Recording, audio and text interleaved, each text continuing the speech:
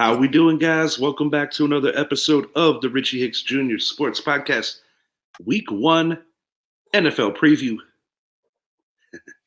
With me, my guy, Mr. Idris Salam, a.k.a. Bosco from the Bronx. Yo, it's time. I'm excited, bro. Happy New Year. Oh, yeah, exactly. See me laughing over here. It's like a kid on Christmas. Why you was laughing? The NFL is back tomorrow. We have a premier matchup, a rematch of the AFC title game. We are going to get into all of them. Each and every game, we are going to give you our best analysis. Michael Zappi joining the party. What's going on, bro? Everybody got their jerseys on. Everybody got their jerseys on tonight. Yeah. It's that time of year. That time of year. That's what I'm talking about. Strahan, Justin Tuck, and I'm assuming that is CeeDee Lamb. CeeDee Lamb, yes, sir. I was going to go Irvin or Dez, but I was like, you know what? CeeDee just got paid. Let's represent for it. Go CeeDee. Best receiver in the league. Enjoy this intro, and we will be right back.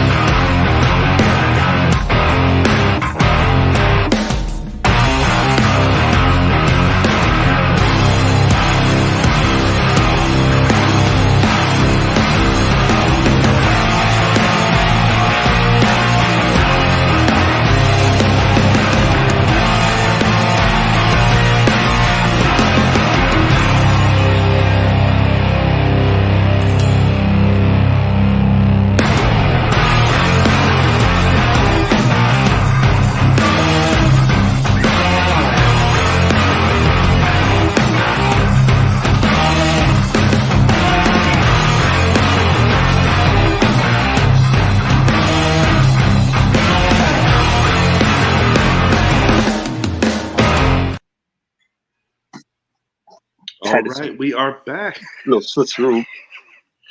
He switched it up during the break. Yo, got your hat on. I was like, wait a minute. Richie Hicks Jr. Sports Podcast here on YouTube. We are back. Week 1 NFL. Mike Zappi, Idris Salam. Happy New Year, boys. Yes, sir. It's that time of year, man.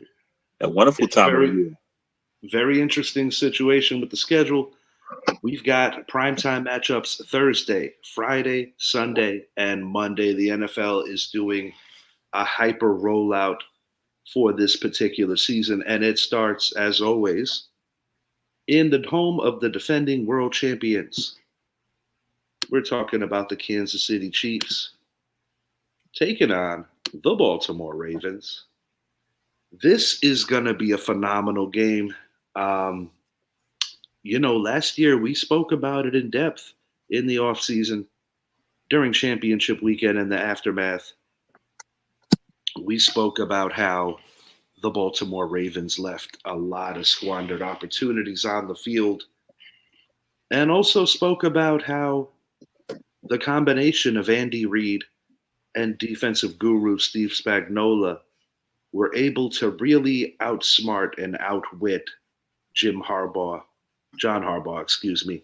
and his Baltimore Ravens coaching staff. Lamar Jackson has a new toy in the form of Derrick Henry. It is very mysterious to see how that combo is going to work. And, they're going to be in front of the whole country to show what they're going to look like. I'm going to start this off with you, Idris, and then I'm going to pass it to Zappi.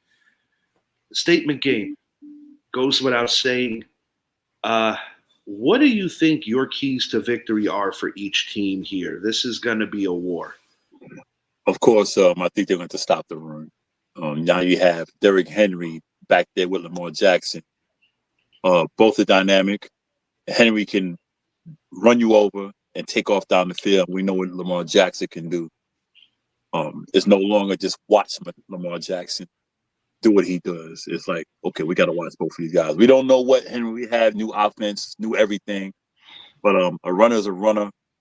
And with that offensive line, and like I said, with Lamar Jackson back there, it's going to be tough for the defense. But Spagnuolo, one thing he's good at is scheming. He does what he does, no matter what. He's pretty decent, pretty good at stopping the run, actually. But KC, I think they're going to attack downfield. Baltimore's lost a little back there. The defense was decent last year, but they weren't great. And with Hollywood joining and Juju back with the Chiefs, you got Mahomes. You don't have you got Kelsey. I'm thinking about the other Kelsey. You got Kelsey also. They're going to stop Mahomes from putting the ball downfield. It's going to be a good game. I think it's a great opener for both of them because it's going to test them. Because I think these two teams will be in the playoffs. They might meet in the AFC Championship game again, but they're going to KC this time. And things are different when you're playing at Arrowhead. A lot's going. It's not that cold though, so that'll help both teams. We'll see. Zappy, your thoughts on the game, and how do you think the first drives and just the philosophy of each side is going to go to get the honest advantage? So for me, this game, I look at it as this. This is more of an important game for the Baltimore Ravens than it is for the Kansas City Chiefs. We saw the Chiefs host last year against the Detroit Lions. Detroit went in there, punched them in the mouth early, and kept punching, came out with a victory. Kansas City looked like a team that just didn't have it in them, and then we saw them turn it around and turned into an amazingly coached team come playoff time. Another thing to consider with this Kansas City Chiefs team, as Idris alluded to, last year when you think about how the season started for them, we could only name Justin Watson as a receiver, the primary receiver being Travis Kelce. And then you fast forward to this year, obviously Hollywood Brown is not going to be playing because he is out with an injury. But you talk about Rashee Rice, who came into himself in the second half of the season and especially in the playoffs. And then you have Xavier Worthy, as well as you bring back Juju Smith-Schuster, who 2 years ago had a great year with them. This Kansas City team, in my opinion, is even better what they were last year. And as far as Baltimore goes, we saw what happened in the AFC Championship game. We saw a team that had home field advantage, should have won the game, but they got outclassed and outcoached to the point where their leading rusher for that game was not Gus Edwards. It was Lamar Jackson. And his stats for that specific game, I think he had 40-something yards rushing, or 54 yards, and Gus Edwards had 20. So I look at Baltimore as you go out and you get Derrick Henry. That means you know what you need to do. You need to run the football. But how are you going to be able to slow down Chris Jones, who gave you issues in the playoffs? Last year, Chris Jones held out the first game. He got paid immediately. This year, he will be there for tomorrow night's opening game. How are you going to offset the loss of Patrick Queen in the middle to be able to be the guy that covers that of Travis Kelce? I look at this game as if the Ravens don't come out, they could easily lose this game by 2 touchdowns if they get down early, because we know Baltimore is going to run the game, and we know Kansas City has made a living on stopping the run. So that's the way I look at it. Is that Baltimore, this is a more important game for them. They need to come out and control the clock and get that 7-0 lead early. If they don't, I don't necessarily think they have the speed to keep with that Kansas City Chiefs receivers as well as Travis Kelce. I agree. Good points on both sides, gentlemen. This is how I see it. You made an excellent point, Zappy, about the departure of Patrick Queen and his ability to go sideline to sideline with the league's better tight ends as well as certain slot guys. Travis Kelce, I expect to be featured in this game in a big way. And I also think you're going to see a strong game out of Isaiah Pacheco.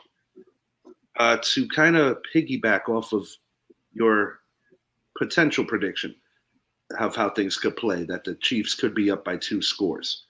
The value in that is when you get up by that against a team like the Ravens or any team that has a Derrick Henry, Henry can get written out of the game script. For the Chiefs, I do expect that early on Baltimore is going to try to test them downfield, because the Chiefs are also missing someone that was instrumental in their 2 Super Bowls the last 2 years. I'm talking about L'Jarius Sneed, who is now a member of the Tennessee Titans. I personally think that the Chiefs are not going to drop the ball 2 consecutive years on banner night. And I think they're going to make more plays. I think they're going to win the turnover battle. I'm smelling an interception, at least one, from Lamar Jackson potentially early on that could sway the game. I'm thinking of something at halftime is going to look like around 17-10 in favor of the Chiefs, but it's going to have that feel that Baltimore is just kind of holding on. And I think in the third quarter, you're going to see the Chiefs maybe shut them down, maybe another touchdown, 10-0 score for the third. I like the Chiefs winning this thing 34-24, but I believe that some of those Ravens points are going to be later in the game to make it look a little better. I think the Chiefs are going to be clicking, and even without the services of Hollywood Brown, Patrick Mahomes has made a lot with a little the last couple of years, given the injuries, inexperience, off the field crap. Patrick Mahomes is the best quarterback in the NFL, bottom line right now, and he's going to prove it tomorrow. I do not share the same sentiments as Idris with this Baltimore club. I believe that the marriage of Henry and Jackson is not going to work out the way it could have. I have a bad speculation that it's just not going to be natural for either one of them playing together, because Lamar Jackson is used to taking about 30% of the running plays away from whoever's back there. And, Derrick Henry is not a dual threat.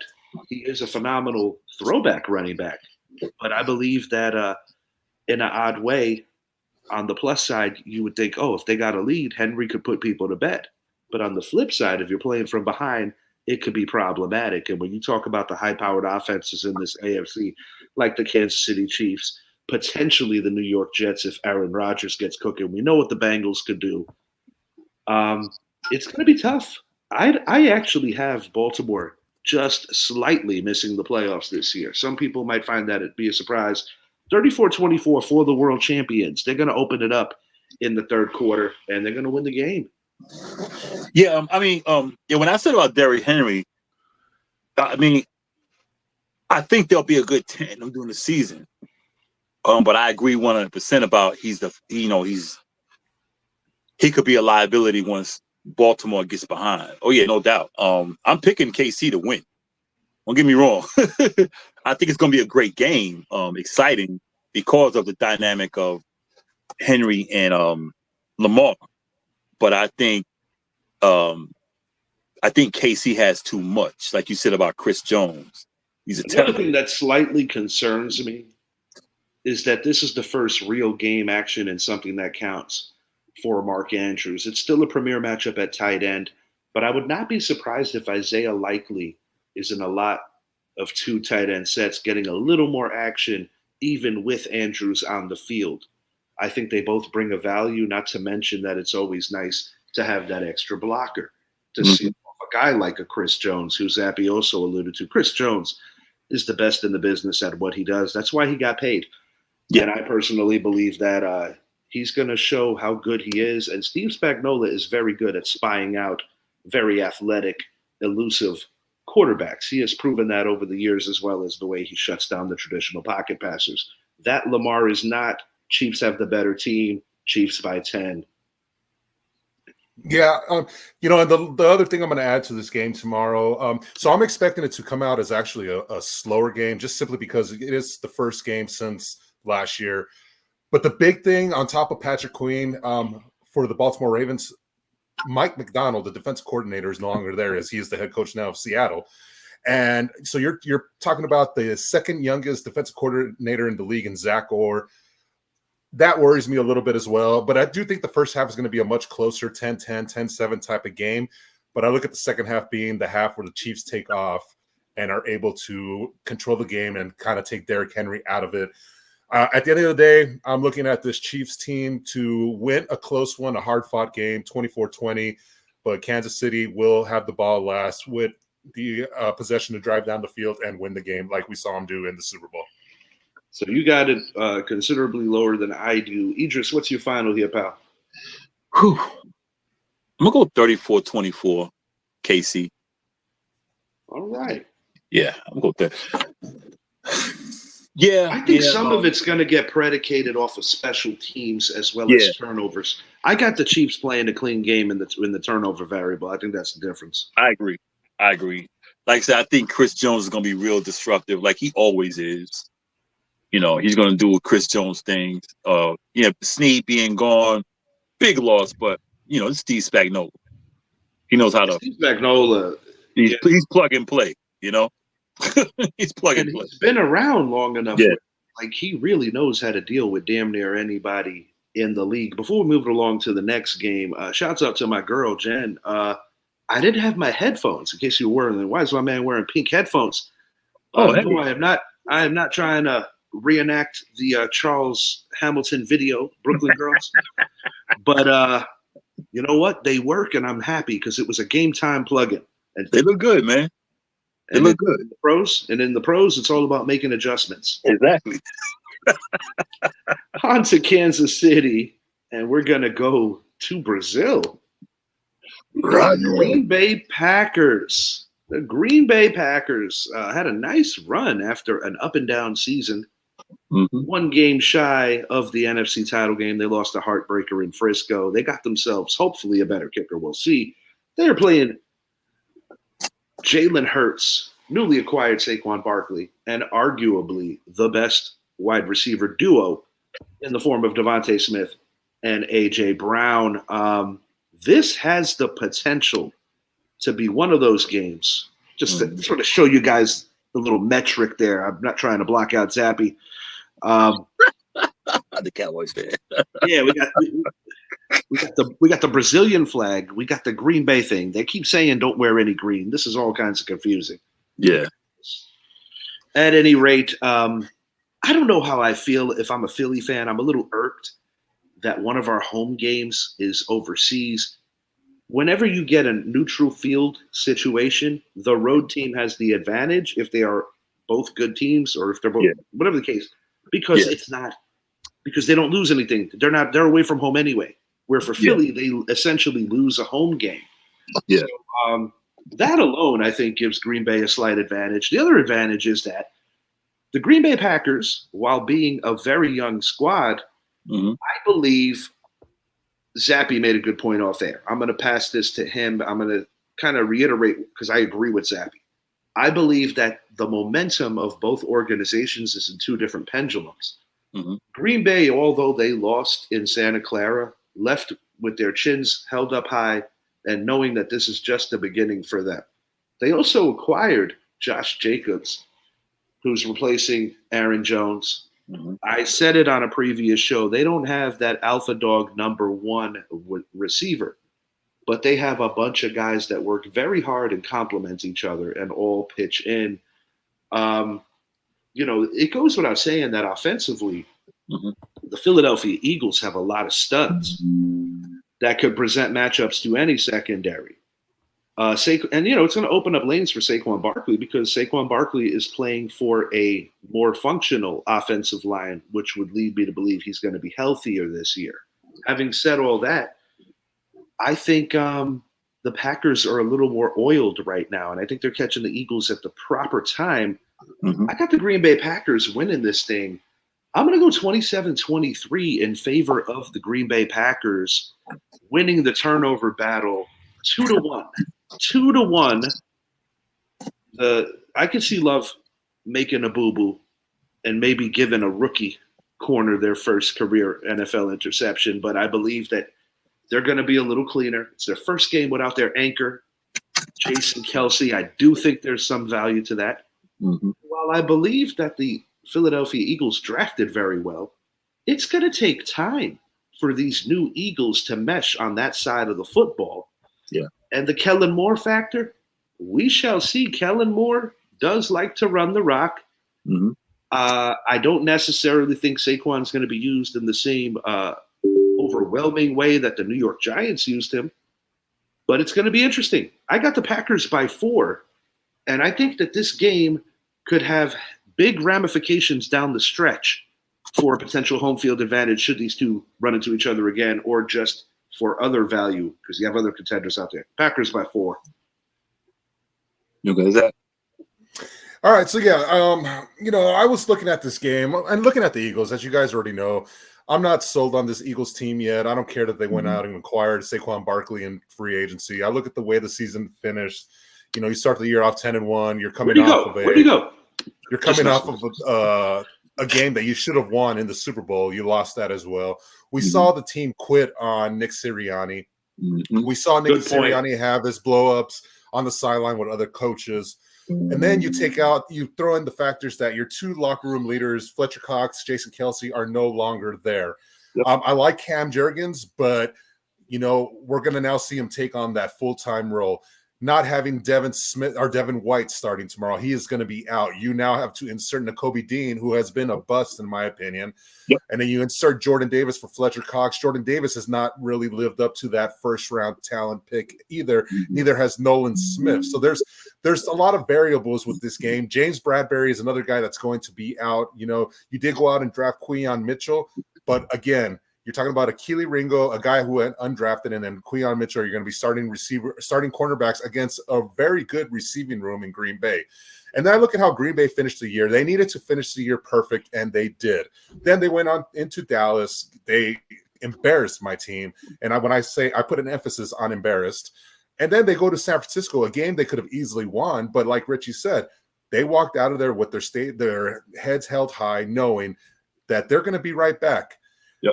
And so sure enough, they let Aaron Jones go. They bring in Josh Jacobs, a guy that's going to be able to run the rock for them. They did lose A.J. Dillon for the year, but Marshawn Lloyd, someone that was drafted, I think is going to be able to step right in and be able to put in many carries for that team. Like I said, I look at the momentum going into this game. I don't like the game, first of all, because of everything going on in Brazil with these teams being told to stay in your hotels. Those are things that can mess with you mentally. And if we're going to bring mentality into this, I look at the Green Bay Packers as having the edge because, again, we're talking about a team that quit on their coach. How do they respond? Packers coach, he's not exactly a bad one. He has a lot of respect all throughout the league. I think Green Bay's going to go into this game and come out swinging. I think they're going to force Jalen to try to do too much. And I keep hearing, Jalen didn't throw an interception in practice during training camp. I don't care. You're not scheming in training camp. Right. You're not doing any of that stuff. I think this Eagles line will eventually be good, but not yet. I think this Green Bay Packers defense is going to give this offensive line fits.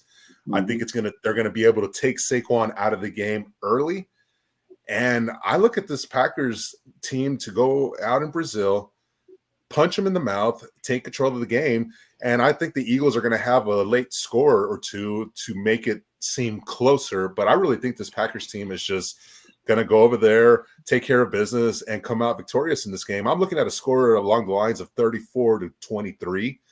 I think this Green Bay team is just going to be more focused, especially when you see players from the Eagles already taking it to X, talking about, we have to stay in our hotels rooms, but players from the Packers are not saying anything. They're keeping it professional. And those are factors that I'm taking into consideration, that if you're complaining about a fact that you're in a new country, but you can't go out and explore, you're there to work, not to go on a vacation. So for that reason, I'm taking the Packers in this one. Yeah, I like it. Yeah, same thing. Philly, they're all they're complaining about being Brazil. I understand that feeling of Brazil is wild, but like you said, they still got to play a game. You're there to work. You're not on vacation. You have vacation over the summertime. Yeah, the last 7 months. Yeah, you didn't make the Super Bowl. You got dropped early in the playoffs. You had plenty of time for vacation time. Now it's time to go to work. And about Saquon, my bad. Iron Barkley's nephew. I think he'll have a decent year. I'm just not keen on him playing in Philly because of his injury history. He's already injured in training camp. And I think Fletcher Cox, I don't care who you put in his place, it's not Fletcher Cox. That's 100 years of experience right there. You just lost leadership, everything, savviness, everything. I couldn't agree more. That's a good point, man. And you got Kelce, same thing. You got 100 years. You got a guy, you got experienced leadership. You guy knows everybody in the league, so he knows the technique of this guy. this guy coming off the edge. He knows all that stuff. Coming up the middle, he knows all that stuff. So you're missing those two. That's a lot. That's a lot. It's certainly a lot of experience. It's been a true backbone of their franchise. And at the end of the day, if you need to find motivation when you're overseas and you're relegated to your hotel, why not watch The Biggest Loser? It benefited. Mr. Allen, you're freaking wide receiver coach. That's why he was in the league. That was the best story. When he said that story, I almost fell out of my chair. Do we all, guys? The authenticity was there. Yeah. But no, seriously, to Zappy's point, this is not a vacation. You're there to win a football game. You had 7 months to chill. You had 7 months to travel. Absolutely. Look, if I'm in a hotel room, I got my PlayStation. I got everything. I'm enjoying my night. Everything you need. I'm watching film. I'm doing what I got to do. So when I got on that field, to roll. Green Bay has been. I think Idris may have gotten frozen for us. It actually wasn't me. No, I look to piggyback off of Idris. Yes, when you get there, you're gonna fly in. There we go. Here we go. You're over there to play. I mean, Green Bay is there to win a Super Bowl. This is their first step. They know how close they came last year. They've been quiet. Absolutely. You know what they got to do. That team is healthy. They're ready to roll. Me, I don't think it's going to be close. I'm going to go 34-21 Green Bay. Philly is already mentally beat. We are all in agreement that Papa's Packers are going to be winning week 1. And they got just a little more working together right now. One last tidbit I want to say about Matt LaFleur. Zappy kind of started on that point. He is amongst the 3 best coaches in terms of winning percentage at this juncture of his coaching journey in that organization's history, along with Curly Lambeau and the incomparable Vince Lombardi. And he's a top 5 coach in the league. Pretty much. Absolutely. He has proven that in his short time in the league. Yeah. And he makes adjustments when he gets out coached. I give him credit for that. Yep. We've got the Buffalo Bills hosting the Arizona Cardinals. 6.5-point spread on this. The new look Bills will be running with wide receiver Keon Coleman and veteran Curtis Samuel to join Khalil Shakir as Josh Allen's main new weapons. Big game Davis is a Jaguar. Steph Diggs is a Texan. They are in the same division now as opponents. The two of the brighter tight ends in terms of fantasy value and the future, Trent McBride, Dalton Kincaid. This is going to be good. I personally believe that this game is going to be a lot closer than people think, because people are used to seeing Arizona roll in and they're like, oh, this is a gimme. What favors Arizona here is the sheer fact that they're catching Buffalo before the weather gets crappy and cold and all that other stuff that Western New York gets. And I think it's going to be a little bit of an adjustment early on, particularly in the first half, for Josh Allen to kind of feel it out. Jonathan Gannon, in his short time in the league as the head coach of the Cardinals, has already pulled off a couple of impressive upsets against Zappy's Cowboys, as well as against his former club, the Philadelphia Eagles. And if we're being honest, he should have beaten our Giants last year as well, were it not for quite the miraculous comeback, because they were up 20 points. James Conner quietly keeps producing. They have a man waiting in the wings, and they're going to be a 1-2 punch. Benson is definitely going to contribute there. It is Benson, correct, Zappy, who is going to be backing up Conner going in? Yeah, Trey Benson is the back going into the season. Yeah, so he did jump to 2 on the depth, as I figured. I like the fact that Kyler Murray, for the first time in his career, is applying himself. Yeah. I have a feeling that this is one of those games that could potentially put up more points than we are expecting, because I do believe that Buffalo has the ability to be a top 10 defense. but their secondary does worry me a little. Yeah. And this is the kind of game where you could see a potential shootout. Mhm. I still like the Bills to win, but I think the Arizona Cardinals, after this game's over, are going to walk away with showing people like, yo, we know that the Rams and the 49ers are Super Bowl contenders, but we're also in this division, and we are not, thank you so much, we are not going to be an easy out for anyone during this season. I've got the Bills winning by 8 points. I'm going to go 31-23. It's going to be a little more high scoring than people expect. They will still cover that 6.5 point spread, but the Cardinals are on the rise. No playoffs for the Cardinals this year, but I like the direction that they're going in. I look at this Buffalo Bills team as two things. First of all, the loss of Stephon Diggs, in my opinion, is a very, very, very good thing.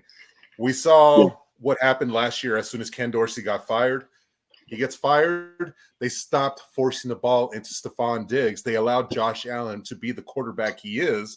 And Dalvin Cook started running the ball with more. Not Dalvin, James Cook. I'm sorry. But yeah, so and if you look at that team, they lost an overtime game to Philly, which resulted in the firing of Ken Dorsey.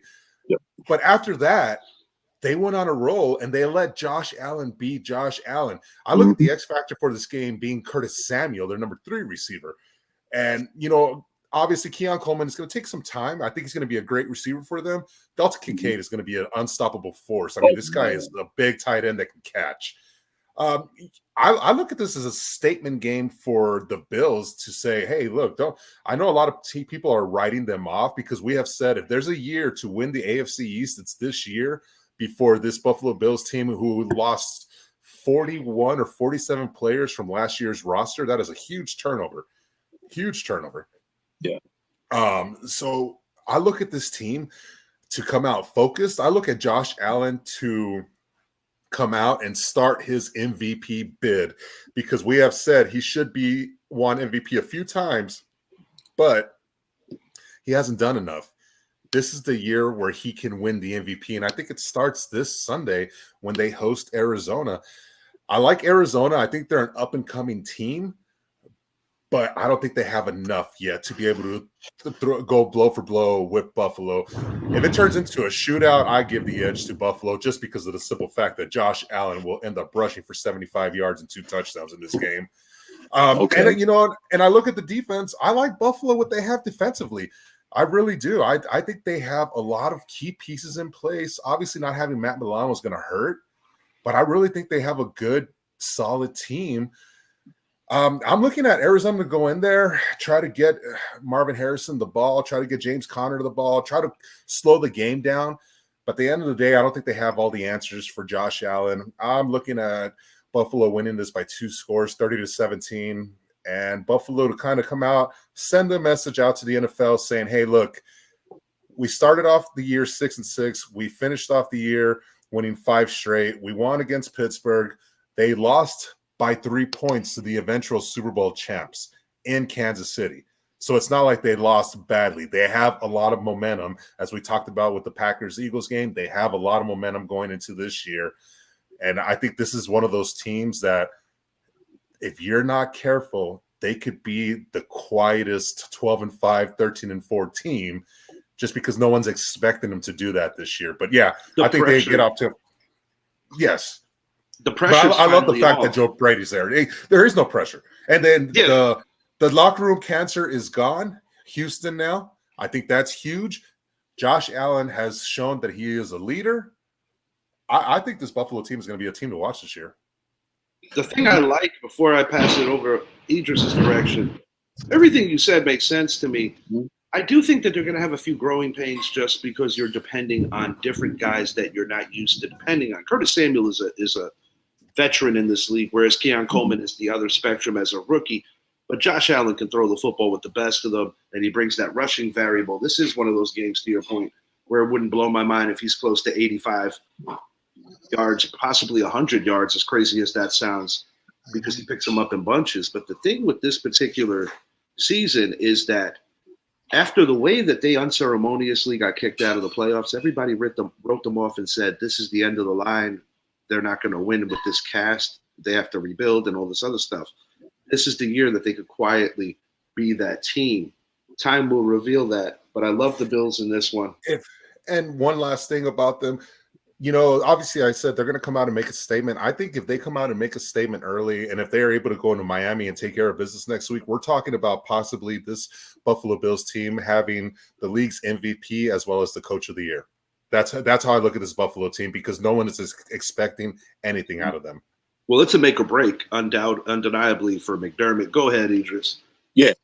I think everything is predicated on what Kyler Murray can do. Can he stay healthy? Can he stay in his head? Because I think, like I said on previous shows with Baker Mayfield, I think Kyler Murray basically seeing like, look, with ownership and everyone's like, even the fans, look, we're tired of your little baby stuff. Grow up. And I think he knows this is his last hurrah. You don't do something now, we're moving on. We've done it before. We'll do it again. So he was linked to other teams. They presented like, yo, it's time now, bud. Yeah. So I think, and we seen when he came back last year, he wasn't chirping, he wasn't complaining. He went out there and balled. He played. He played like people expected him to play when he was a top pick. No one picked a few years ago. So I think everything's gonna be. It's on him. Can he run that offense? Which I know he can, but can he stay healthy? Can he stay within his head? As for Connor, he's been around a while now, and he keeps producing. But Buffalo, like y'all guys said, with Josh Allen, Diggs is gone. That was the thorn. That was the headache. That was the pain. That was the baby. That was the diva. Josh Allen had to force passes to him, do a lot of interceptions because of that. Now he can play loose. James Conner, and like I said, when they fired Ken Dorsey. They actually went to what their strength is: run the ball. Josh Allen, run the ball. James Cook, and I dropped the Dalvin Cook because the game last year that stood out with James was actually against the Cowboys, and now Dalvin is a Cowboy. He's a Cowboy, right? Yeah, I had the they're brothers, I had the whole confusion going for a second there. What do you got for a final here? You think it's going to be what me and Zappy are seeing? Yeah, I think it's going to be close. I think 31-24 Buffalo, somewhere around there. I think it'll be a real good game. Arizona's got to stop the run. They got to stop the run. Absolutely, because if you're going to lure Josh Allen into making mistakes, he has to throw too much has to be put on him. And we've seen it in previous years. But what I love, like great quarterbacks, you look at Aaron Rodgers during his prime, guys like Tom Brady, even Peyton Manning when they had transition years where you get new faces, injuries, whatever have you. Yeah, quarterbacks make good receivers look great. And that's what Josh Allen has the ability to do this year and kind of rewrite the narrative. Yeah. MVP potential in his future, I am with Zappy on that. Ultimately, I did pick Patrick Mahomes to win that award. However, if Josh Allen wins, I would not in any means be mind blown. And I got him in every league, so let's go. We got the New Orleans Saints hosting the Carolina Panthers. It's a 4-point spread here. I guess question one is, how long is the leash for quarterback Derek Carr with Spencer Rattler waiting? Bryce Young, talking about another leash. It's only year 2, but year 1 was just so very disappointing when you consider all the draft capital and investment they put into that young man. Adam Thielen had a career renaissance last year, but I think more of it was predicated off of the fact that Carolina didn't have anyone else to throw to. I actually think the Carolina Panthers are going to be a little better than they were last year. I like the Deontay Johnson pickup. They did recoup. I'm just kidding. That was a terrible trade. I think we really hosed them for Mr. Brian Burns. This is a terrible game because you have a horrible offensive line on one side with the New Orleans Saints, and you have just a horrible offense on the other side with the Carolina Panthers. Their offense, quite frankly, is offensive. Short, sweet, and simple. Alvin Kamara is going to have a signature game here, and don't get used to seeing too many of them. I don't expect a high-scoring game, but I think the New Orleans Saints will do just enough to do a little more. because they still have some pieces on that defense that'll make enough plays to win this football game.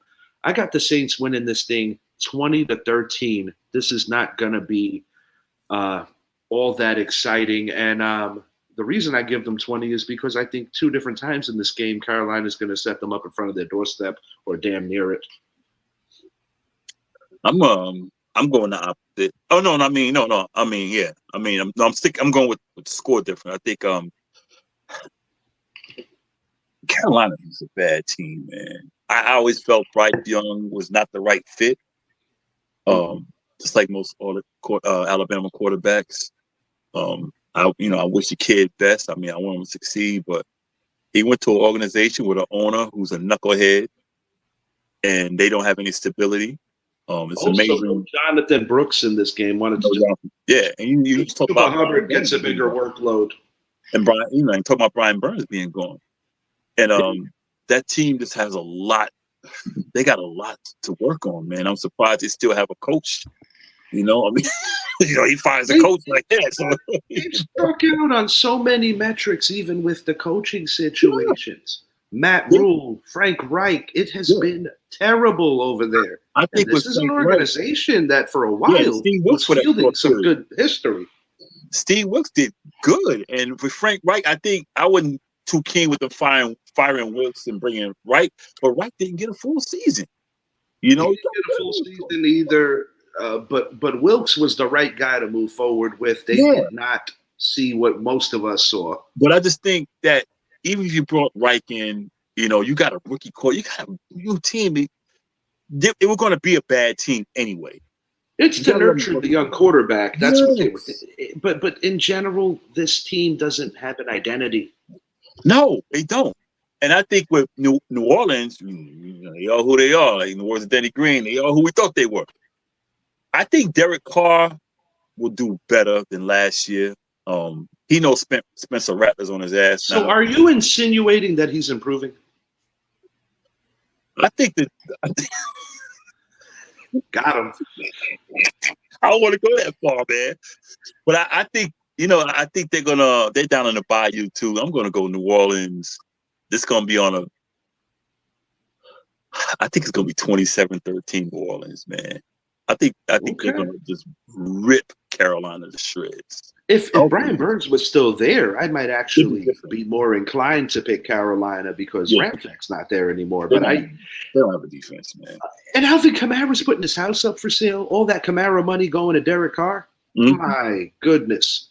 27-13 New Orleans. Pretty soon, Alvin Kamara's not going to be able to afford anything, and then he's going to have to take that sanitation thing that he was doing as just being a community dude to the next level. And then maybe he moves in with Derek Carr. And then maybe they're living together. Maybe they're rooming together. Yeah, maybe they trade for Devontae Adams. The game sucks when we're talking about living situations. Anyway, Mr. Zappy, anything you have to add to this barn burner? Yeah. There's already here, you guys are gonna like this. There's already a coach in Louisiana that's on the hot seat. Mm-hmm. He couldn't run the ball.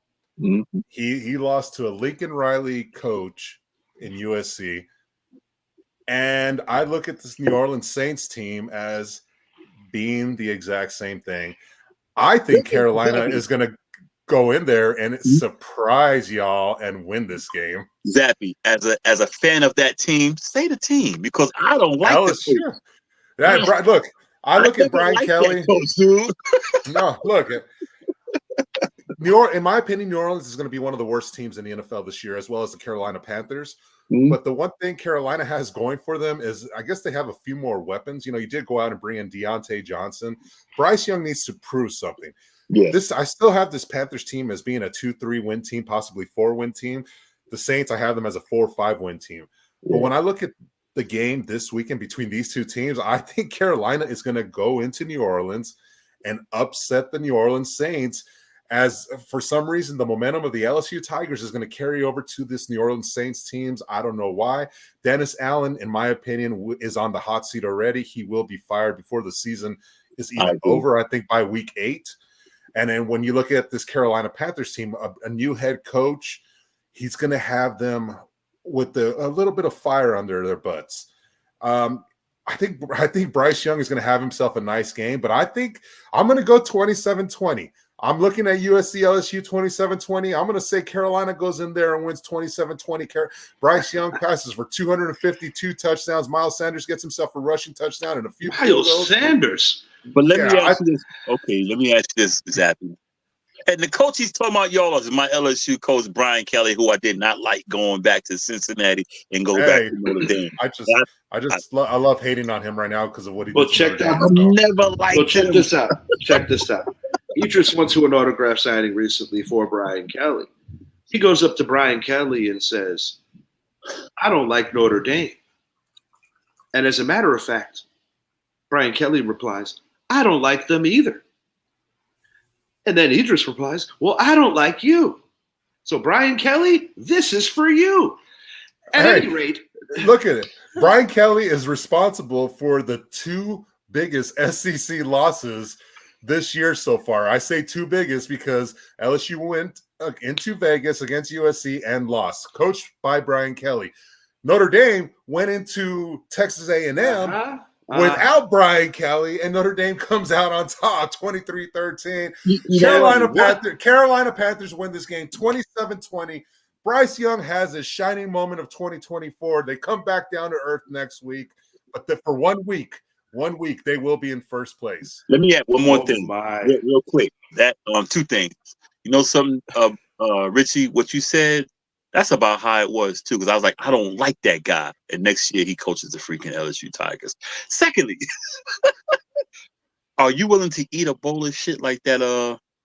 Like that reporter said about Florida State and Boston College. He said if the one that deleted all his social media immediately after the game.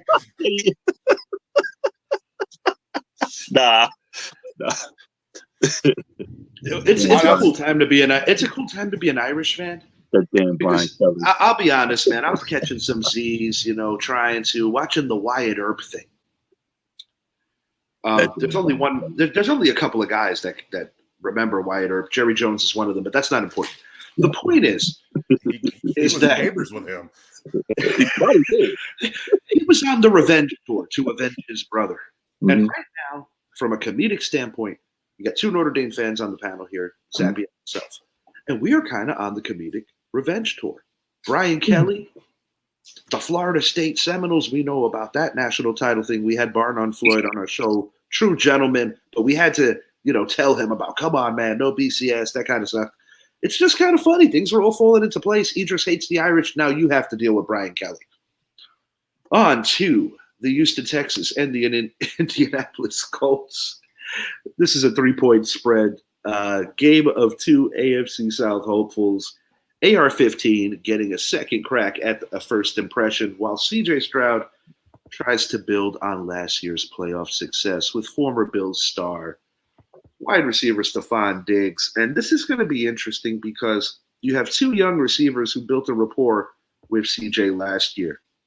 In my personal opinion, I think Stephon Diggs, while he is still a very good player, is actually on a bit of a decline. Now, we know about that ego that he brings with him.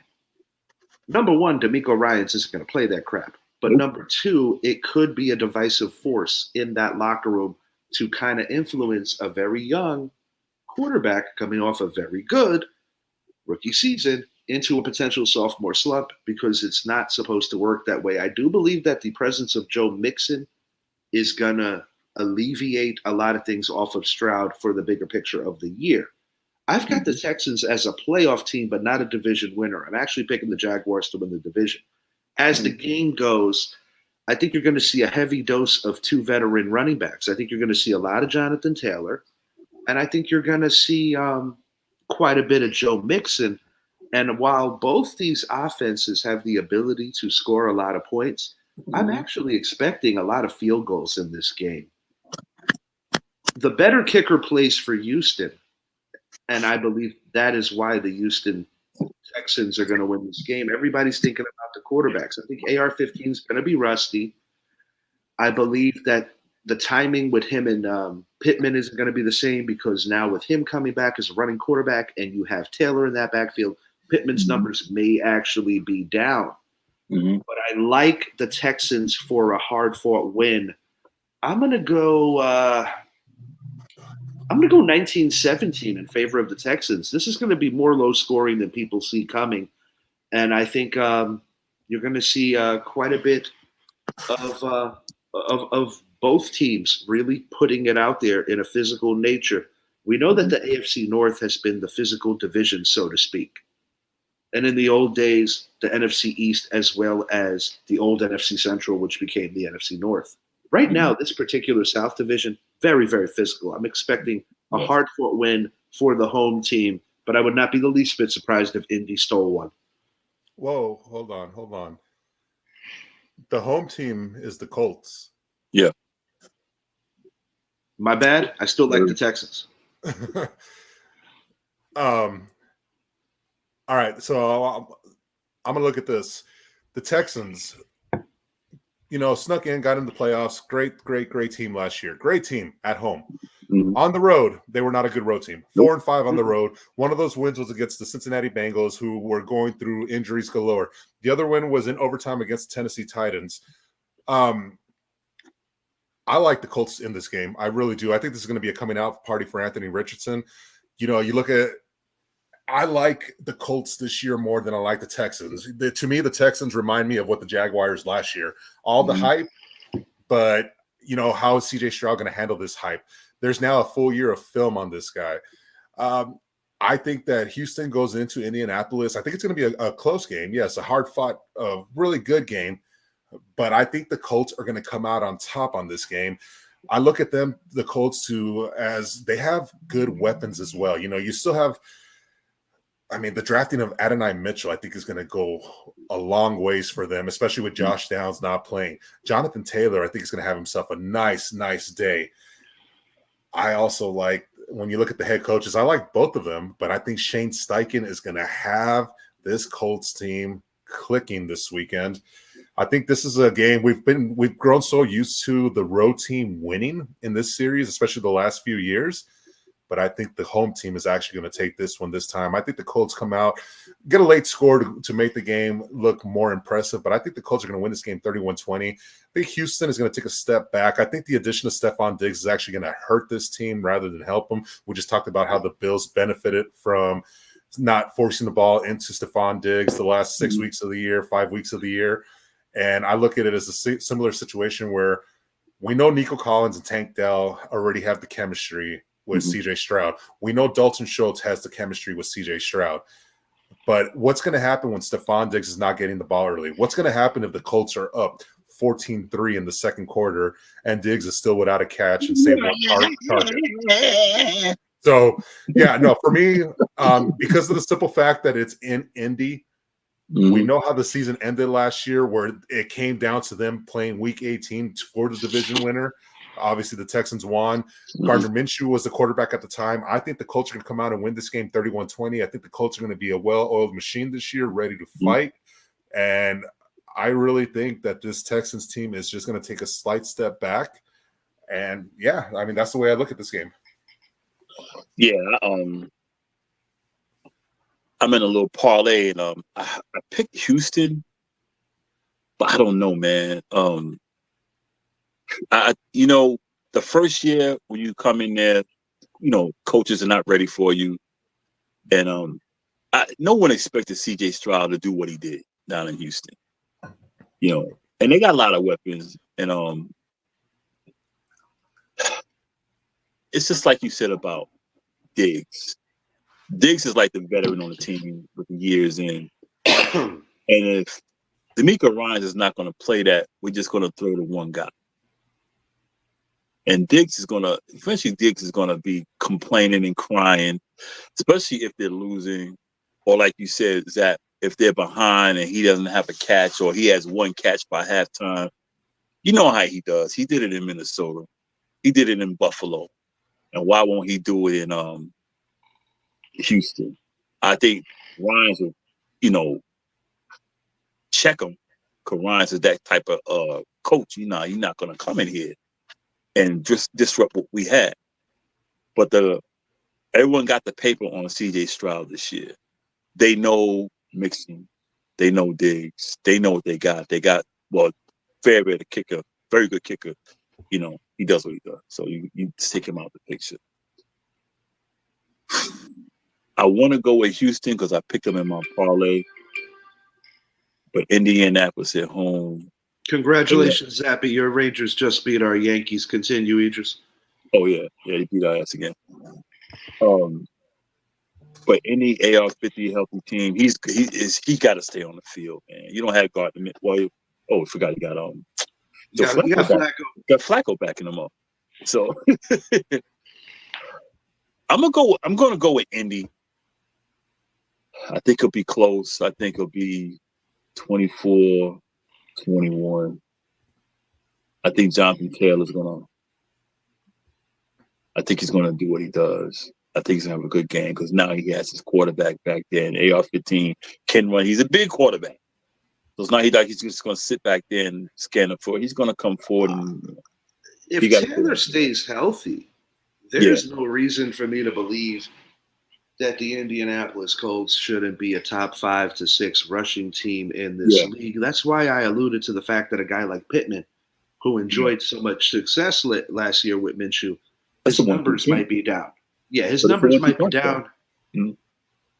Yeah, and as Diggs goes, I still consider Nico Collins the best receiver on that team. What could be beneficial for Diggs is that he's going to draw more number 2 covers because I don't think he should be the number 1. But he dropped a lot of passes, man, especially in the playoffs.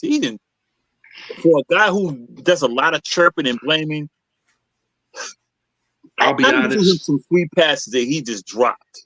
He's a good player, but truthfully, I think the Minnesota Miracle blew him up a little too much. That's it. And he's a shell of himself too. Just like Father Time continues to be undefeated. We know especially with receivers, it tends to get them at a lot younger. Tom Brady almost defied odds, but when it comes down to it, receivers do slow down. They do start dropping more passes, and Stephon Diggs is now in that part of his career. Well, yes, he's going to be getting number 2 coverages, possibly number 3, but it's still, we got to see what the chemistry is like. And CJ Stroud and Tank Dell, CJ Stroud and Nico, we know they have the chemistry. We know it's there. And CJ Stroud and his comfort blanket is the tight end that used to be that for Dak Prescott. Well, sure. I love the addition of Joe Mixon. I don't like the addition of Stephon Diggs. I thought it was overplayed, but I do love the fact that Houston can move on from him after this year. And if Houston decides, hey, we don't need you, they can simply cut him, and there's no penalty for it. No penalty, yeah. And then all the ignorant Giant fans are going to be bitching, moaning, and complaining. No, we have to get Diggs now. Nah, we don't need him. Dalton Schultz, quarterback. Yeah, right. You run a Wildcat. Dalton Schultz is a good cog for him. Dalton Schultz. Yeah, I say by week 6, Diggs will be crying. He's a big crybaby. And as the other team goes, last thought on this. The Colts need AR-15. Stay healthy.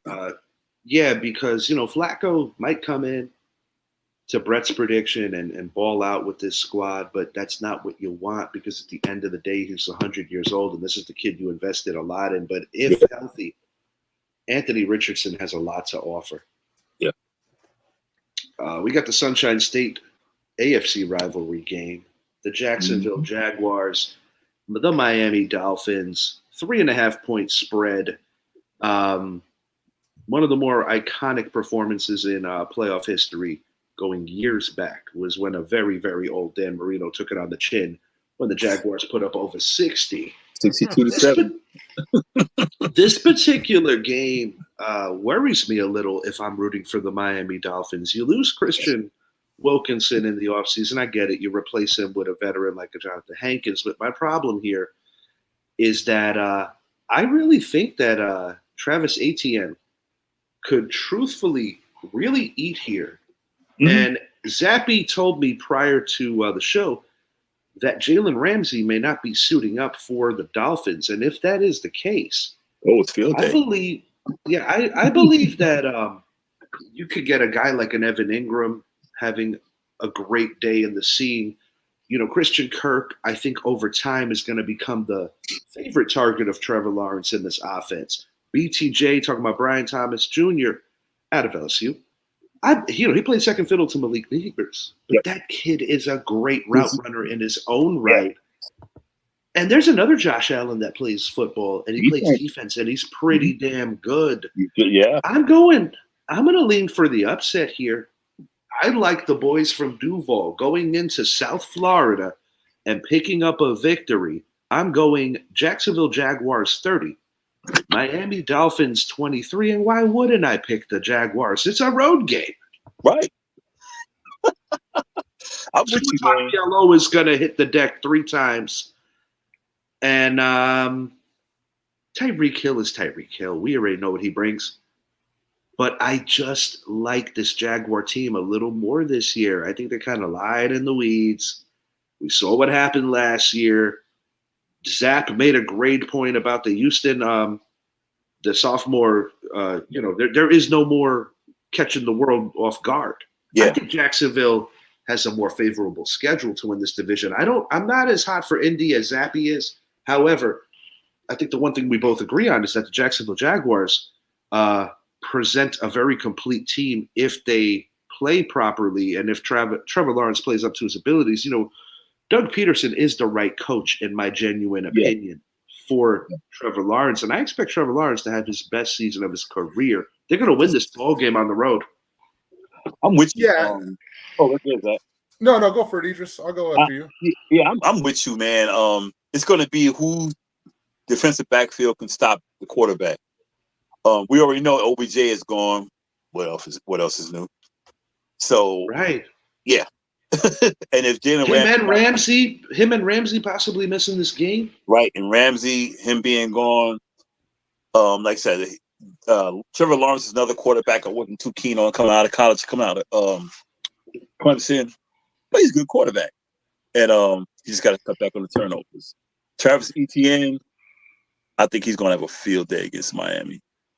I think he's going to. I don't like that Miami interior. It's the same reason why I don't have to make them the playoffs, bro. Right. Because I really believe that when you look at the Jets and you look at the Bills, their interiors are tougher. And in the latter months of football, when it's cold and Miami doesn't sustain. They don't do good in the cold weather. Now Miami has a nice little 1-2 punch of their own in Raheem Mostert and Devin Achan. But if one running game was going to get shut down in this particular game, I believe it would be the Dolphins. And I have a bad feeling that Tua Tagovailoa is going to make a couple of mistakes that are uncharacteristic because they're not going to be able to run the ball at the clip that they're used to. Oh, Josh Allen's going to be in his face. So, tremendous player. I'm going. Guys, it's hard to say because Miami got an offense. Yes, they do. I'm gonna go 31. No, I don't know. I'm gonna go 31-28 Jacksonville. Wow, we're both picking Duval here? Yeah, I'm picking Duval. Yeah, I'm picking Duval. So right now, the game of the week, per se, the game that's expected to have the most points scored is the only game that's predicted to have 50 or more points scored is the Rams-Lions game. I think there's too many people sleeping on this game. I like this Jacksonville team a lot this year. I didn't last year. I thought they'd take a step back. They did. I like the additions of Gabe Davis. I love the addition of Arik Armstead because what he's going to do, he's going to allow Trevon Walker and Josh Allen to eat some more. Because you have to account for the middle now. Yes. I like the secondary of Jacksonville. I love, let me say that again. While Malik Neighbors was the guy that caught all the receptions last year for LSU, Brian Thomas was the guy that caught all the touchdowns for LSU. I love Brian Thomas on this Jacksonville team. Say it one more time. I love Brian Thomas. Look, I think Brian Thomas is going to be a star in this league. He's going to be a star, buddy. And if he didn't come out with that of Malik Neighbors, Marvin Harrison, and Roma Dunze, he in this year's draft, he'd be the first receiver off the board. That's how good of a receiver he is. We just saw such a historical class come out this past year that he was the fourth best. Yeah. But in most other years, he'd be the best. Brian Thomas, in my opinion, could quite possibly be the best rookie receiver this year. Let's put it, when I look at it. But as far as Jacksonville goes, Trevor Lawrence, you've played 50 games in your NFL career. You have 58 touchdowns in your NFL career. That is why they went out and got a Gabe Davis. That is why they went out and got a Brian Thomas. That is why you have Evan Engram. You have Christian Kirk. Tank Bigsby, you need to step up your game. Last year in your rookie year, you didn't show much. This year in preseason, you showed a lot. You need to take the pressure off of Travis Etienne so he does not end up like his brother missing a game or two here and there, as his brother did for Georgia. I think this Jaguars team is going to go into Miami. I think they are going to send a message to the country that last year, they had a step back, but this year, Trevor Lawrence, this is year 2 under Doug Peterson. Mm-hmm. And if you look at the history with Doug Peterson and quarterbacks, year 2 tends to be the big jump. I think Trevor Lawrence will be in the running for MVP this year. Definitely a top 5 MVP vote getter, possibly top 3. Look, I like Miami. I like what you have offensively. You have the schedule in your favor to start off the year. The second half of the season, you have, that is a murderous schedule for the Miami Dolphins. Not having OBJ in this game, I think, is going to hurt. The loss of Christian Wilkins. They also lost their other defensive tackle last year due to free agency.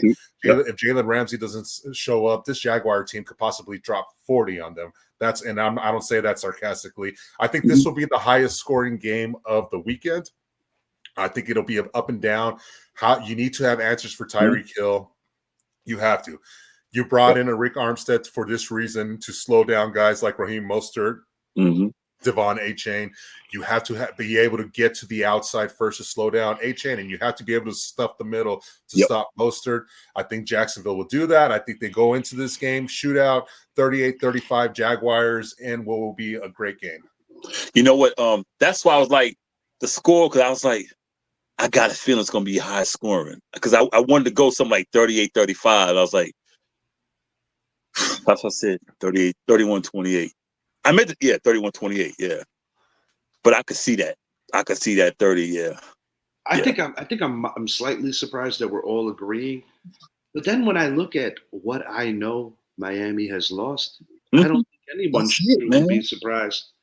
They pretty much got the same team they had last year with the injuries without Jalen Ramsey. Yeah, and if you get one injury, say Achane missed a lot of time last year. Mostert showed his age at the end of the year. Yeah. Waddle misses a couple of games a year. He's been hobbled. And Tyreek Hill, as great as he is, has a propensity for getting injured. He's a very tough guy. He's a very small guy. Yeah. I don't like this Miami team this year, and I'm going to make a hot take right now.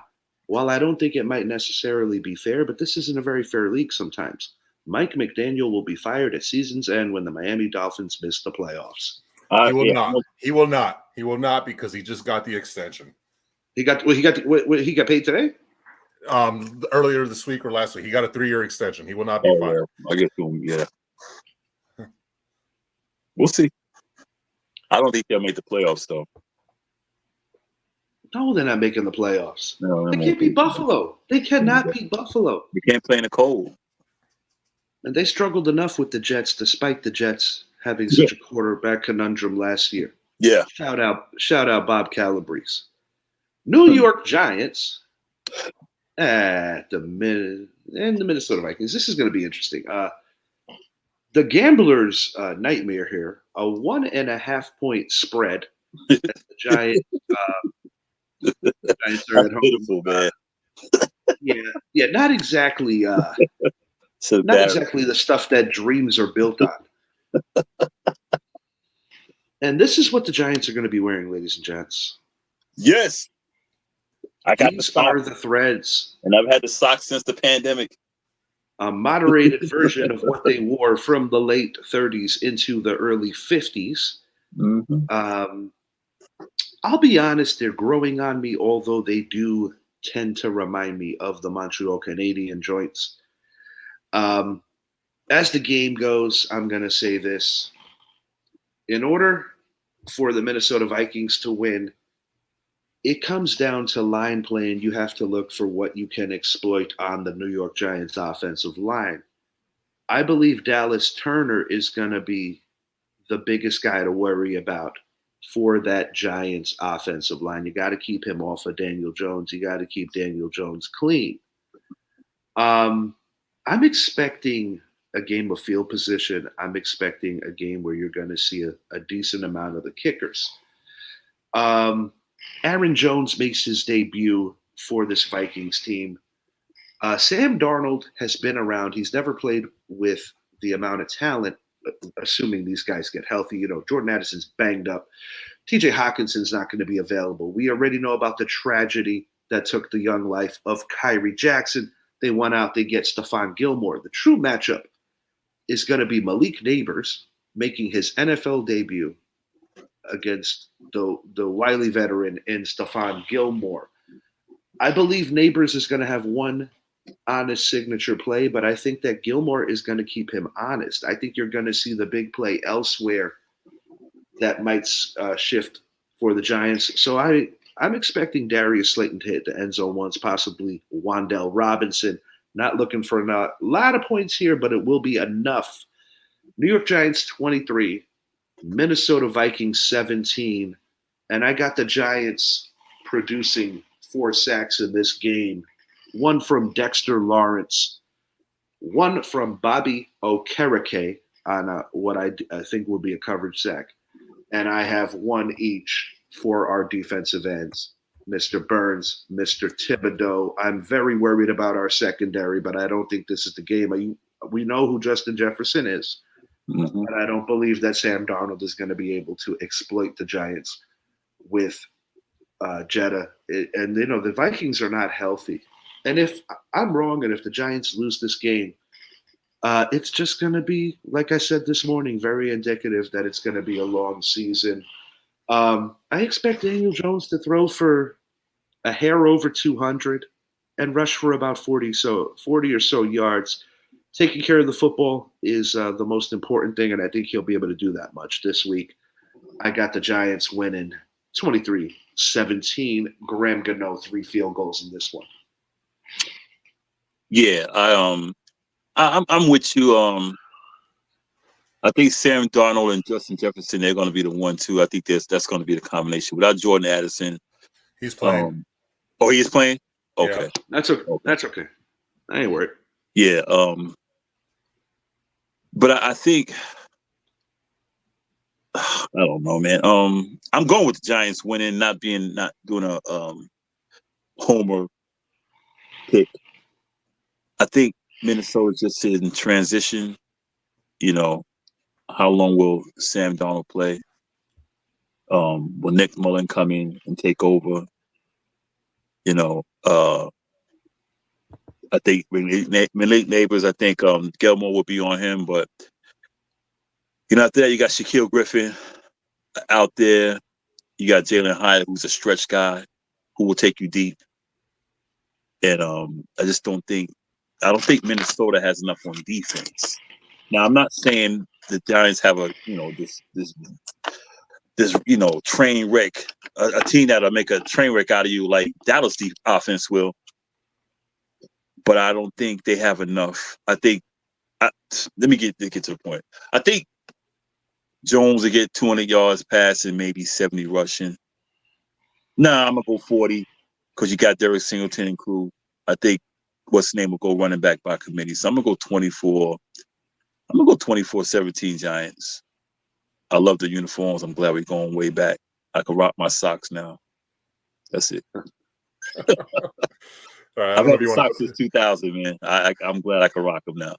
I kind of want to take the picture out so I can see your faces to what I'm about to say. Okay, look, with this New York Giants team, outside of Brian Burns, Dexter Lawrence, and Kayvon Thibodeau, there is nothing else on this team. Nothing against Malik Neighbors, nothing against Jalen Hyatt. You have one of the worst quarterbacks in the NFL. Defensively, Minnesota's got a better half defense in the NFL. Offensive lines, Minnesota arguably has a top 10 offensive line in the NFL. Christian Darrisaw will slow down Kayvon Thibodeau on the left side. And if it's Brian Burns on that side, he'll slow him down as well. Darius has had success against Brian Burns. Bobby O'Kerr.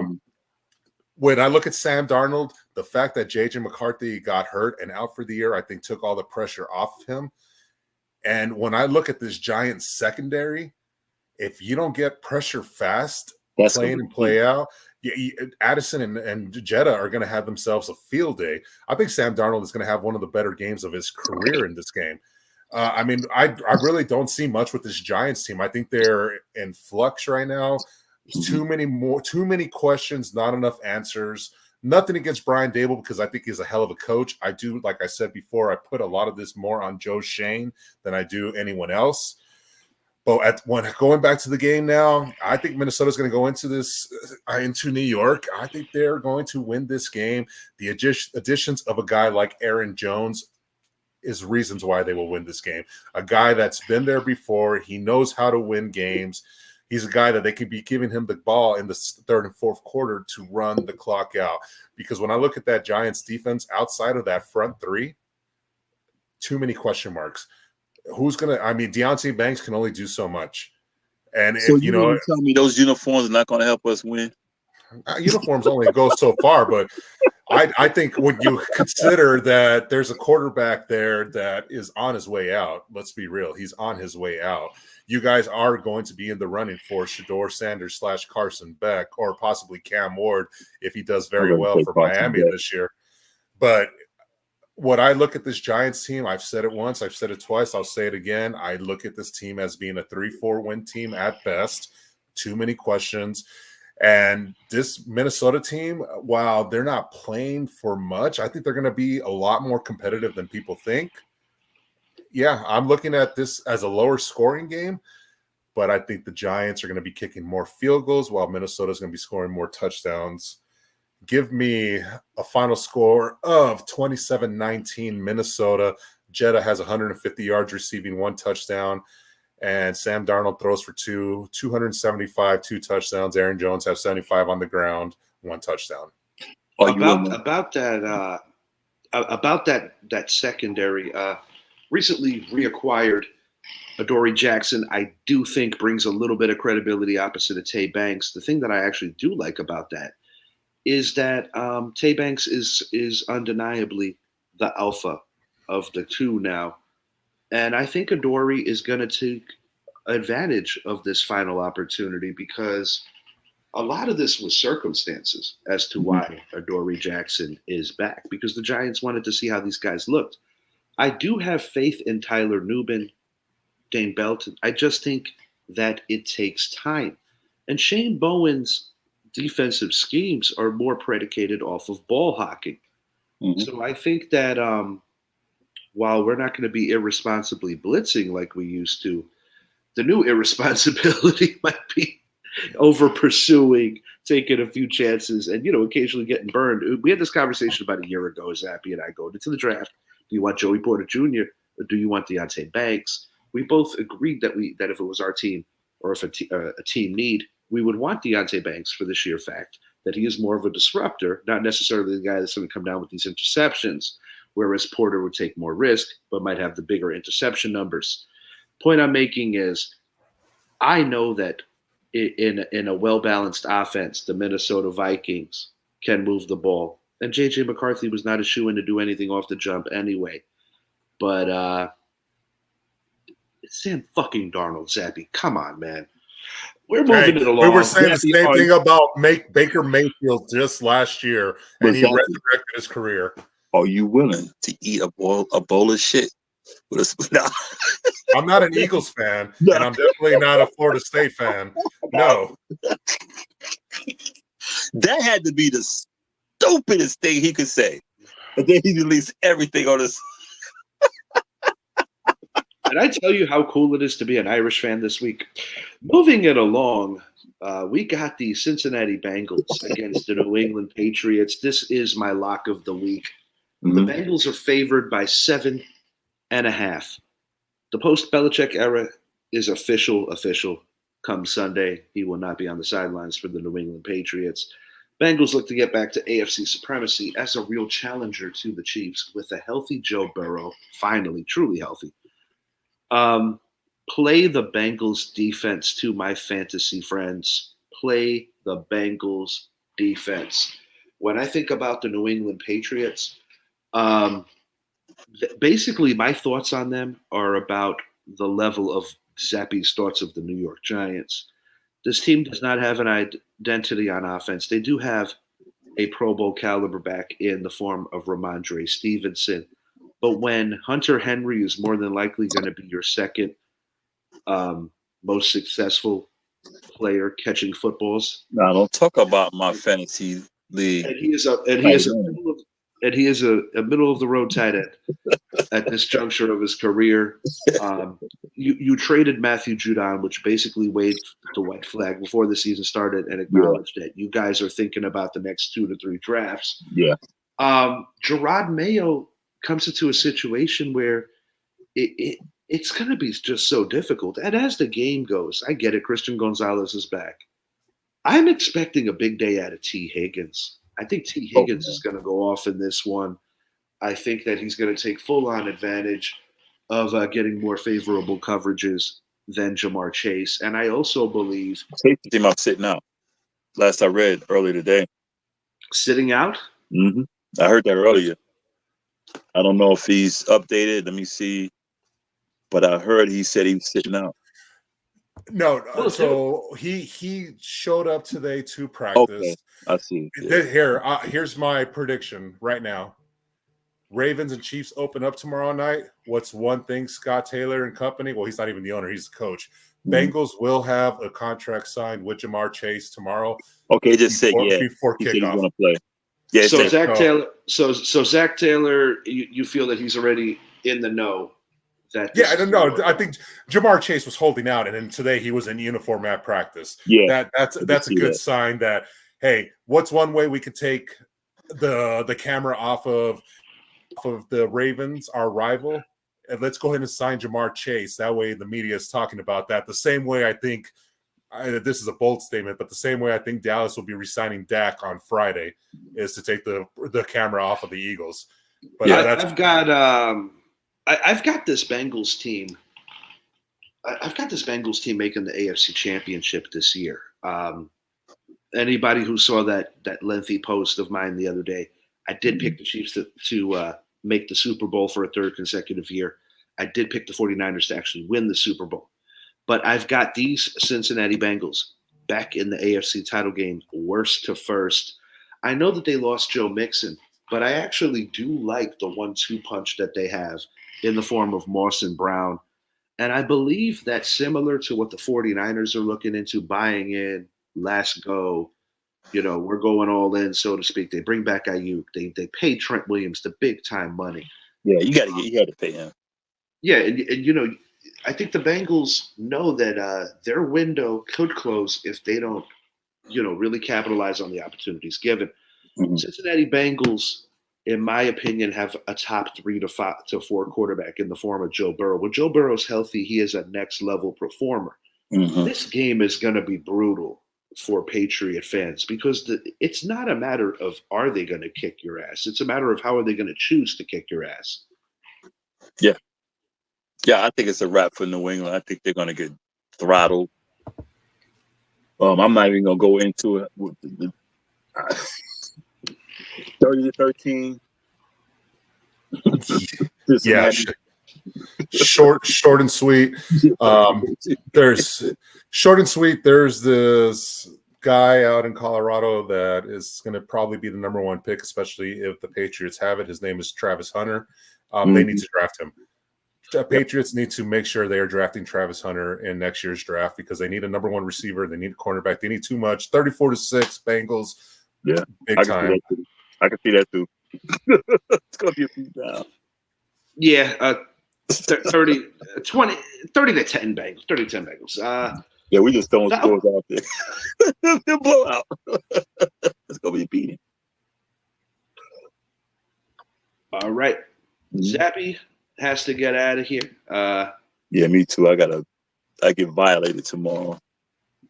Nope, not violated in terms of I get my little, my little cancer check tomorrow. I call it that. So yeah, y'all there? Or did Yeah. I freeze? I don't Okay, like that word. I know. Yeah. I know. Nah, it's the thing we gotta do. It's a maintenance thing. Go violate it. Yeah, It's a maintenance thing. Coco told me that. Anyway, we were running All along. right. Oh yeah, you talking about Zappy, Mister. You the damn freaking Rod Jeremy on the. No, I gotta go. I gotta go tend to my baby girl. She All right, is man. in some pain. So All right, man. Hope she get better, man. yeah, no, I gotta take her off some medication and things like that. But All right, this will be continued, gentlemen. all right. Well, we're done Love anyway, you. right? Peace. Peace. All right, we're down to the Giants. What we got left? Got a few. Oh, okay. Atlanta Falcons hosting the Pittsburgh Steelers. 3.5-point favorites are the Falcons. Woo. This is the thing. Mm-hmm. The Falcons, by acquiring Judon, by acquiring Kirk Cousins, I believe that they are basically showing their fan base that they are completely all in on winning this division and possibly going further as a dark horse. And, you got to think that after year one and seeing the failures, Yeah. Bijan Robinson is going to be featured in a big way. And I personally think that it's going to open up for Kirk Cousins to really push the ball downfield and get career years out of not only Drake London, but of the late bloomer Kyle Pitts. This is going to be a good game. The Atlanta Falcons are going to play some defense in this game as well. I don't think it's going to be all that high scoring. I got the Falcons winning this thing 24-20, winning at home against a pretty good Steeler team. The Steelers are going with Russ for now. Might be Fields later. Mm-hmm. I like the Falcons at home here. I'm going to score reverse. I'm going Pittsburgh. However, if Atlanta pulls this off, I wouldn't even call it an upset because it's not an upset. It wouldn't surprise me. And I like what Atlanta's doing down there. They're trying to build. They're trying to build. Still kind of shocked at the draft with Michael Penix Jr. with them just signing Kirk Cousins. But I like what they're doing, getting Judon. You got Bijan, you got Algiers. Golly, I mean, they're trying to get it done, man. But I'm gonna go. And by getting Judon, it was essentially making up for not getting a defensive end or a linebacker in the place where they ultimately drafted. And they basically got to steal, get them, So I personally believe that by getting Penix, you are telling the organization, you're telling your future quarterback, hey pal, we like you, but don't get hurt. And it could be a 2-year thing. 2 years, possibly 3 tops. Yeah. But it's similar to the Jordan Love situation. So we are in agreement. Falcons winning this. Yeah. The Chicago Bears. No, I got Pittsburgh. No, I'm talking about the next game. Oh, yeah. Chicago Bears hosting the Tennessee Titans. 4-point spread. The Caleb Williams era starts in Chicago. I believe that they finally do have their real franchise quarterback. I don't necessarily think that he's the best of the bunch. I stand tall on saying it's Jaden Daniels. But as the game goes, I just feel that the Titans lose too much of an identity. Moving on to King Henry. Tajay Spears, Tony Pollard bring a decent dynamic. I think Spears ultimately wins the carry total. As the actual game goes here, I've got the Bears winning a tight one. I'm going to go 23-20. And the only reason I think it's not going to be more convincing is because I think Caleb's going to make a couple of mistakes in the first half, cleaned up in the second, but they win by 3. I'm gonna go just to I'm gonna go 24-20 Titans. I think Spears will win the thing, but I think Tony Pollard will get a lot of play because of his explosiveness out the backfield with passes and stuff like that.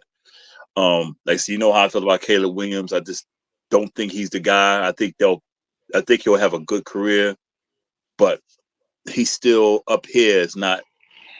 He's soft up here. 24-20 Titans. Bears start the season 0-3.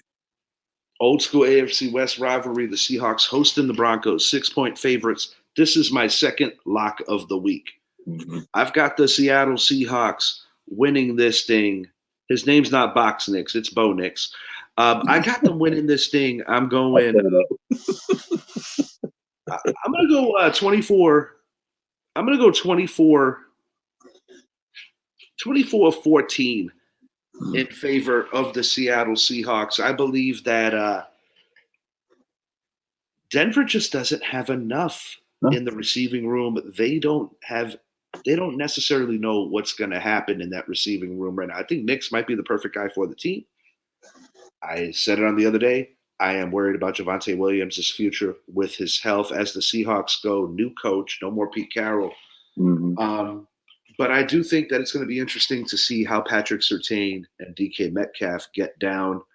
Surtain just got paid handsomely, highest paid corner in the league. I don't like that move for the sheer fact that if you're rebuilding, are you sure you want to withstand that big hit? Because you might not be good until he's moving on to greener pastures again. So I can't figure out Denver's identity. I know that the Seahawks were a fringe bubble team last year. I'm taking the Seahawks. Yeah, me too. I'm gonna go 27-14 Seahawks. I think paying Surtain, I mean, damn good cornerback. But I think Oh, you're no paying him doubt. too much. You already mortgage your future when you basically got Russ. You're paying Russ to play up in Pittsburgh pretty much. You don't have anything. You got a rookie quarterback, Bo Nix, who has to go back to Washington, the place that he couldn't win. He's going to be right back in that stadium, and he's going to play the Seahawks. 27-14 Seahawks. I like it. A game that usually is a high-scoring game in past years.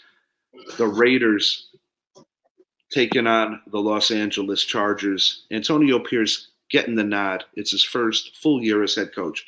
Jim Harbaugh, we know all about him, won the national title. I see these teams as very much even, but in this particular game, I will choose to go with the home team. And I think that what you're going to find out with these Chargers is that it's not going to be the Herbert show on the level of where he's just throwing 50 times a game, where he's had to in the past. I really like that they're trying to implement that culture of running the football and really moving it through the tight ends. I got the Chargers winning this thing 27-23. I think Gardner Minshew is a good competitor, but I believe that he'll make his typical mistake late in the game. And you'll see Devontae probably throwing his helmet on your next episode of Receiver. Oh, yeah. The Raiders need a quarterback still. Minshew is nothing more than a Band-Aid. Herbert is going to be taken to the next level with Harbaugh, but it's going to be a process. Yeah, I'm going with the Chargers too. Herbert and whoever. When I say whoever, I'm talking about the Raiders. And I think with Harbaugh, defense, run the ball, just manage the game. You're going to throw the ball, but you're not going to throw 50 times. We're going to run the ball. We're going to play defense. He's going to get the best out of that team. Chargers 30, Raiders 17.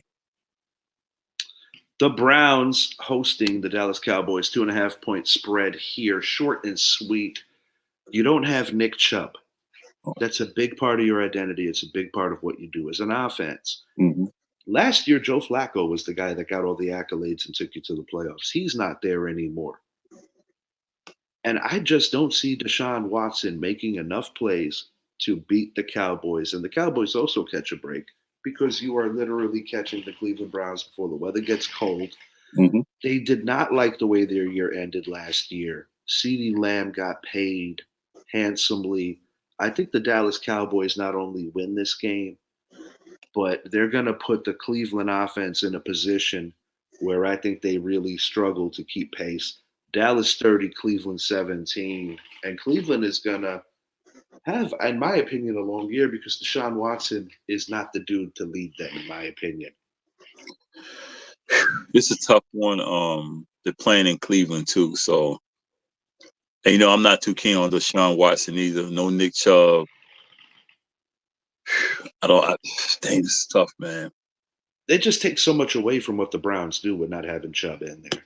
Yeah, I think it makes the life of Dallas's defense a lot easier.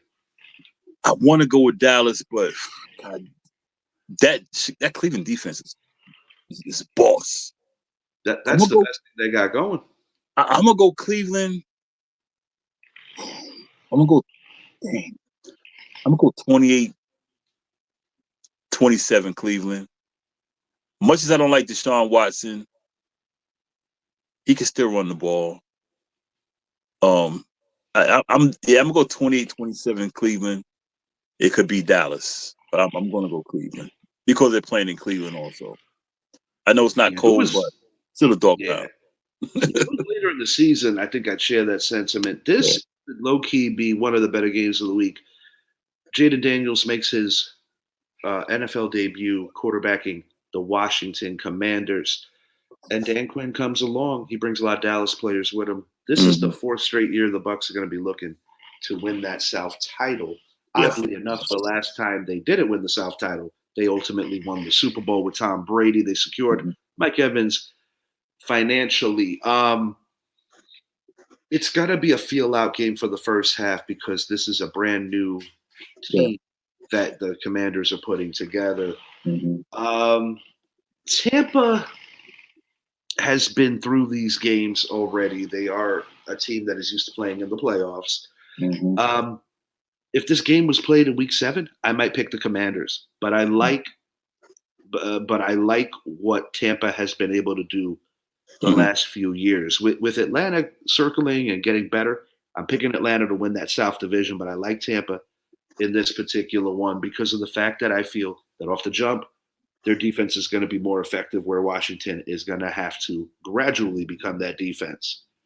And I also think that there's going to be a legitimate competition for touches with Brian Robinson as well as Austin Eckler. Yeah. But truthfully, it's not a finished product yet. I go Tampa 23, Washington 17 here. Yeah, I'm gonna go the same way. I'm gonna go 23-17. I think preseason is different than regular season, and Jaden Daniels is gonna see the game moves a whole lot faster when it's live bullets. So I think he's gonna be a great quarterback in the end. But you're going against a Tampa Bay Buccaneers team that's been together. Mike Evans, Chris Godwin. They're gonna do what they do. They know each other. They know what's going on. Tampa Bay 23, Washington 17. Wrapping it up here. We just got 2 to go here. We are going to hit on a rematch of last year's playoffs. Past and present. This is a candidate for highest scoring game of the week. I know that Zappy alluded to that before he got out of here. Short, sweet, and simple.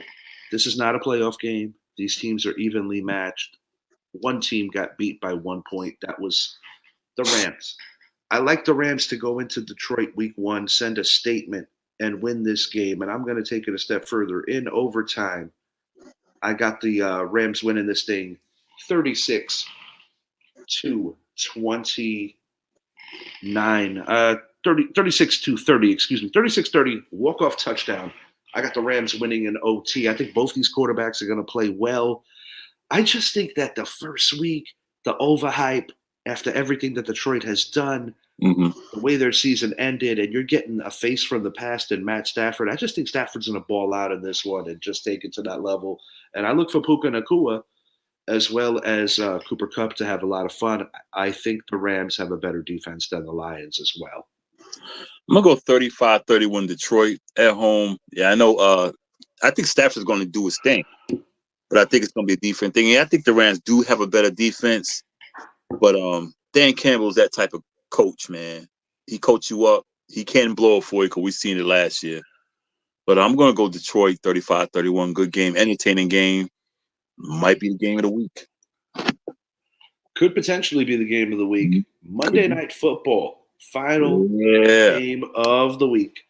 We got the New York Jets traveling to Santa Clara to take on the San Francisco 49ers. 49ers made the Super Bowl last year. This was actually my Super Bowl prediction going into last year, but I didn't know Aaron Rodgers was going to get hurt. Me too. Yeah. Five plays into the season. Yeah. both these teams bring similar styles in terms of a ferocity on defense. I think the New York Jets have the ability to be a top 5 defense in the league. We already know that the 49ers are. Brock Purdy wins games. Yeah. The 49ers are all the way back, bringing pretty much the entire team back to try to get back to that Super Bowl and win it. I did not think they were going to ink Ayuk. I'm not shocked that they paid Trent Williams. You got to pay him. Yeah. McGivens is the weakest part of this 49ers offensive line. He is the weak link. As the Jets go, Hassan Reddick has verbalized that he's not the happiest because of a similar situation to Leonard Williams. He wants to get paid in a certain bracket based on position. He wants a raise. I think Aaron Rodgers plays well. I think Brock Purdy plays just a little better. And in the end, I've got the San Francisco 49ers winning a very low-scoring game. I'm going 23-20. But I think this is the kind of game where the Jets could build off of for their future push, because the Jets, in my opinion, are going to win the AFC East. And I think the 49ers are going to win the Super Bowl. I'm going to go 27-24. Niners, they got everything. I think now that Ayuk got his money, he's going to be stoked. Trent Williams, like, yeah, I got my money. Let's go do this. CMC does what he do. Deebo does what he does. Purdy does what he does. He knows don't lose the game. I think with the Jets, Rodgers coming back, hadn't played in a year. He'll be a little rusty. I think the Jets got a bright future. And they have to draft a quarterback eventually because Rodgers not going to be around too much longer. Well, they do actually have Jordan Travis as their third quarterback. Exactly. I forgot about that. Right. He's going to sit for a while anyway. And you got Tyrod Taylor to back up Rodgers. And although he's not the Tyrod he was at Baltimore or Buffalo, he's still serviceable. Just got to protect them. But I'm gonna go 27-24 Niners. Field goal wins the game. Yeah, 49ers undeniably to me the most complete team in the NFL in terms of talent. Healthy, they're almost unbeatable healthy. Kyle Shanahan has to coach better in critical situations in the Super Bowl. If he doesn't do it this year, or they come up short, I think he's out of there.